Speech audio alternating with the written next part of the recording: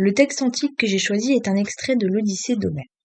L'Odyssée est un livre qui contient en tout 24 chants ou chapitres qu'on a définis après sa publication. Le livre a été écrit vers la fin du 8e siècle avant Jésus-Christ et donc a été traduit du grec ancien en plusieurs langues, dont le français, qu'on va étudier ici parce que le latin, pas trop niveau. Contexte. On ne sait pas grand-chose sur Homère, l'auteur de l'Odyssée. En fait, on n'est même pas sûr qu'il existe, déjà. Il y a plusieurs théories. Certaines disent que l'Iliade et l'Odyssée ont été écrits au fil des siècles, selon les croyances et le bouche à oreille. D'autres disent qu'Homère serait une femme, mais la thèse la plus connue est qu'Homère serait bel et bien un homme qui a écrit ses livres tout seul comme un grand. Mais on n'a pas vraiment plus d'infos. Déjà, on hésite sur son lieu de naissance, entre Chios, Smyrne, Colophon, Cume et d'autres villes. Ensuite, on n'a rien sur sa jeunesse, son parcours dans la vie, non. Il avait une fille et il était aveugle, c'est tout ce qu'on sait.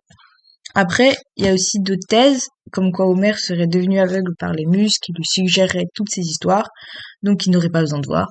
Voilà, donc il y a des tas de légendes sur ce mec, mais en fait, pas trop. On a quand même très peu d'informations sur lui et d'où les histoires viennent.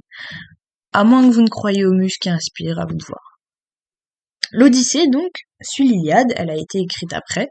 Elle raconte le voyage d'Ulysse après la guerre de Troie, qui, elle, est racontée dans l'Iliade. Mais peut-être qu'il faut que je fasse un résumé des livres pour comprendre. Bon, alors la guerre de Troie, c'est une guerre qui est connue, et c'est ce qui est raconté dans l'Iliade, pour sa grande particularité stratégique et pour la mort d'Achille. Ah oui, mais peut-être qu'il faut que j'explique qui est Achille. Bon, donc Achille, c'est un homme qui est connu pour avoir été rendu invincible quand il était petit parce que sa mère l'a plongé dans le Styx. Oui, mais peut-être qu'il faut que j'explique ce que c'est le Styx. Bah, c'est un fleuve des enfers. Ah, mais peut-être qu'il faut que j'explique comment les Grecs voient les enfers. Bon, en gros, c'est un endroit qui est dirigé par le dieu des enfers, Hadès.